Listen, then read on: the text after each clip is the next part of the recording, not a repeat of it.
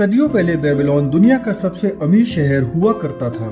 Natural resources की कमी होने के बावजूद इस शहर के निवासियों ने अपनी बुद्धिमानी से बेबीलोन को उस वक्त का ट्रेड और बिजनेस का हब बनाया। आर्कियोलॉजिकल डिस्कवरीज में ऐसी कई सारी क्ले टैबलेट्स खोजी गई हैं जिनसे बेबीलोन के तरीकों के राज दुनिया के सामने आए। 1920s में अमेरिकी बैंक्स और इंश्योरेंस कंपनीज ने बेबीलोन में खोजी गई क्ले टैबलेट्स में मिली फाइनेंशियल विजडम को कई पैम्फलेट्स में छपवा कर लोगों तक पहुंचाया। 1926 में American author George S Klaasen ने उन प्रिंसिपल्स को असेंबल करके the richest man in Babylon को पब्लिश किया। तब से ये बुक पर्सनल वेल्थ मैनेजमेंट और फाइनेंशियल विजडम की one of the best book रही है। अरकत बेबीलोन शहर का सबसे अमीर आदमी था। ऐसा नहीं था कि वो बहुत कंजूस था, अच्छे घर में रहता था, अच्छे कपड़े पहनता था और गरीबों की मदद भी करता था। फिर भी उसको पैसे की कमी कभी नहीं होती थी। बेबीलोन वासियों ने जब उससे उसके सीक्रेट्स के बारे में पूछा तब अरकत ने उन्हें 7 क्योर्स ऑफ लीन पर्स और 5 लॉस ऑफ गोल्ड समझाए। उसका कहना था कि अगर कोई इनको फॉलो करता है तो उसको कभी भी पैसों की कमी नहीं होगी। 7 क्योर्स ऑफ लीन पर्स। अरकत के पैसे कमाने के राज जानने के लिए सभी लोग एक बड़े से हॉल में इकट्ठा हो गए। अरकत बेबीलोन वासियों से पूछता है कि वो महीने में कितना पैसे कमाते हैं। एक आदमी कहता है 10 सोने के सिक्के, दूसरा बताता है 7 सिक्के और ऐसे सब अपनी अलग अलग कमाई अरकत को बताते हैं। फिर अरकत उनसे पूछता है तो अब बताइए किसके पास पैसे की कमी है। सभी एक साथ हाथ उठाते हैं और इस तरह सबके पास पैसे की कमी होती है।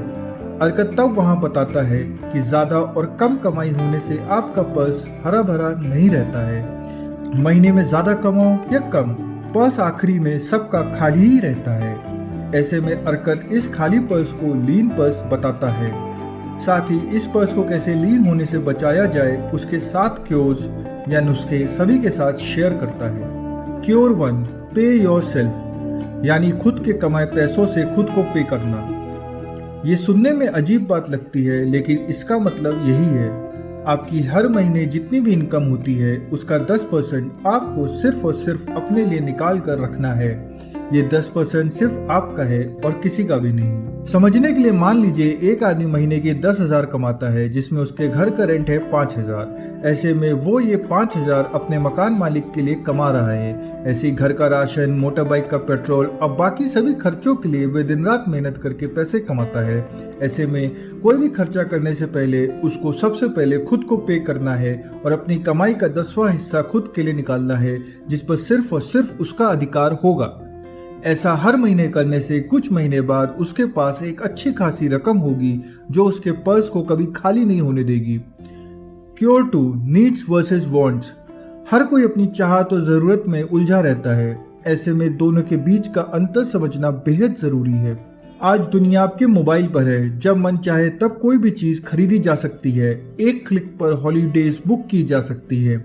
ऐसे में कई बार हम उन चीज़ों को खरीद लेते हैं जिनके होने या ना होने से हमारी ज़रूरतों को फर्क नहीं पड़ता है।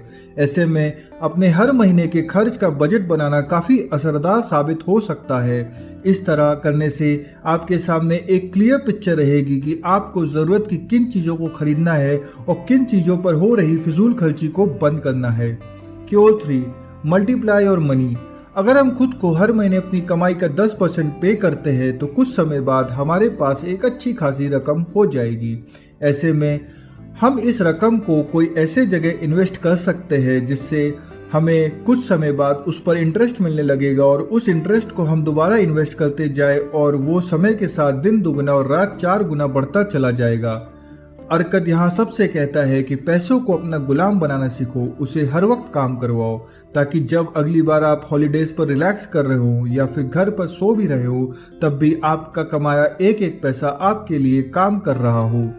Cure 4, guard your treasures from loss. पैसों को इन्वेस्ट करना जितना इम्पोर्टेंट है उतना ही इम्पोर्टेंट है अपने पैसों को सेव रखना। बहुत सारे रिटर्न्स के लालच में हमें अपने पैसे ऐसी जगह नहीं लगाने चाहिए जहां पर हमें भारी नुकसान हो और हमारे पैसे डूब जाए। कोई भी इन्वेस्टमेंट करने से पहले उसको अच्छी तरह समझना ज़रूरी है और हमें उन लोगों से एडवाइस लेनी चाहिए जिनका काम पैसा मैनेज करने का है। अपने कमाए पैसों को सुरक्षित रखने की जिम्मेदारी भी हमारी खुद की है। Cure 5, profitable investment. अगर हमारे सामने कोई ऐसी डील आती है जो फ्यूचर में हमें बहुत फायदा दे सकती है तो हमें उसे तुरंत फाइनल करना चाहिए। कई बार ऐसा होता है कि हम सोचते हैं कि अगर हमने उस वक्त वहां पर इन्वेस्टमेंट कर लिया होता तो आज हमारे पास एक अच्छा अमाउंट होता। ऐसे में अगर आप श्योर है और एक अच्छा मौका आपके सामने है तो आपको डाउट बिना करे ऐसे डील्स को तुरंत क्लोज करना चाहिए।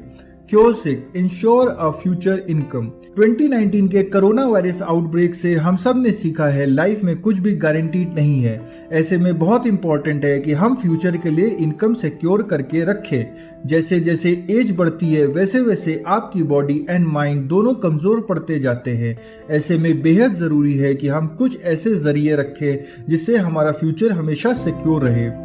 पैसिव इनकम सोर्सेज, सेविंग्स और इंश्योरेंस ऐसे कुछ जरिए हैं जिनसे हम अपने और अपनी फैमिली का फ्यूचर सिक्योर रख सकते हैं। Cure 7, increase your ability to earn. आखिर में सबसे इम्पोर्टेंट चीज आपकी खुद की मेहनत और लगन है। जिसको पैसे कमाने की इच्छा होगी वही पैसे कमा सकेगा। ऐसे में आप जो भी फील्ड से जुड़े हुए हों उस फील्ड की ज्यादा से ज्यादा नॉलेज गेन करें और उसमें अपनी मास्टरी करें। Work harder and smarter. कोशिश करनी चाहिए कि सोर्स ऑफ इनकम एक से ज्यादा हो। कोई भी अच्छी अपॉर्चुनिटी सामने आए तो उसे जाने नहीं देना चाहिए। जितना ज्यादा कमाएंगे उतने ही वेल्थ खुद के लिए जमा कर पाएंगे। 5 लॉज ऑफ गोल्ड। अर्कत की अब काफी एज हो गई थी और उसने अब अच्छी खासी संपत्ति जुटा ली थी। अर्कत हार्ड वर्क और विजडम को इम्पोर्टेंस देता था और ऐसे में उसने डिसाइड किया कि अपने बेटे नौमासिर की योग्यता की परीक्षा लेगा। क्या उसका बेटा उसकी मेहनत के कमाए हुए पैसों का हकदार है या नहीं।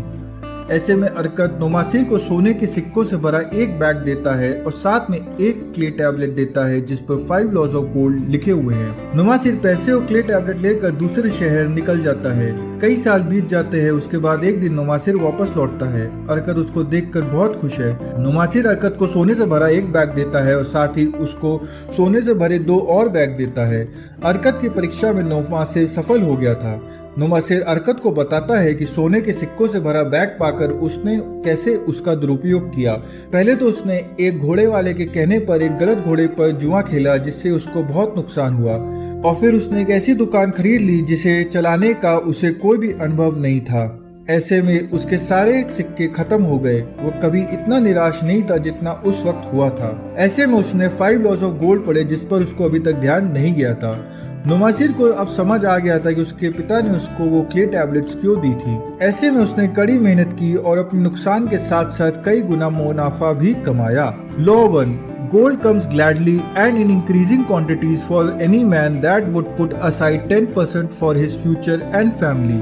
पहला लॉ पहले क्योर की जैसा है जो कहता है कि वेल्थ जमा करने के लिए सबसे इम्पोर्टेंट है कि आप अपनी इनकम का 10% अपने और अपनी फैमिली के फ्यूचर के लिए जमा करके रखें। Law 2, gold work for his owner who uses it wisely. कमाए हुए पैसों को बुद्धिमानी से खर्च करें और इन्वेस्ट करें।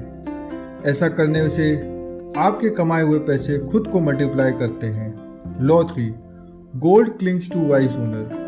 पैसा सिर्फ अक्लमंद और समझदार लोगों के पास रहता है। जिससे उस पैसे को काम पर लगाना आता है वही उसको अपना गुलाम बना सकता है। Law 4, gold slips away from the man who invests in an area he doesn't know, isn't skilled in or hasn't sought the wisdom of an expert in that area। अगर आप ऐसे किसी बिजनेस में पैसा इन्वेस्ट करते हैं जिसकी आपको पूरी समझ नहीं है तो ऐसे में आपके पैसे के डूबने का एक बड़ा चांस रहता है।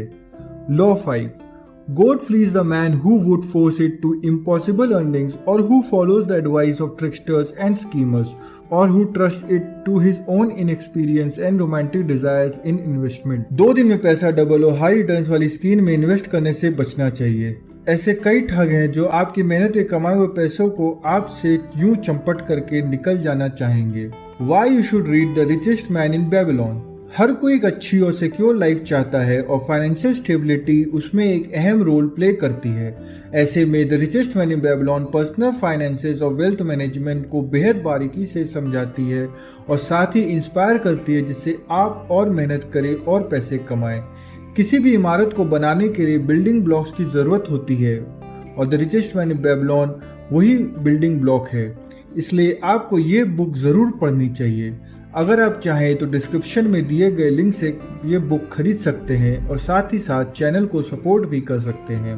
वीडियो पसंद आए तो प्लीज़ लाइक करें, शेयर करें और कमेंट करके बताएं कि अगर आपने ये बुक पढ़ी है तो आपको इसकी सबसे अच्छी बात क्या लगी। ऐसे और भी इंटरेस्टिंग बुक समरीज और इन्फॉर्मेटिव कंटेंट के लिए क्यूरियस हॉलिक को ज़रूर सब्सक्राइब करें। Thank you.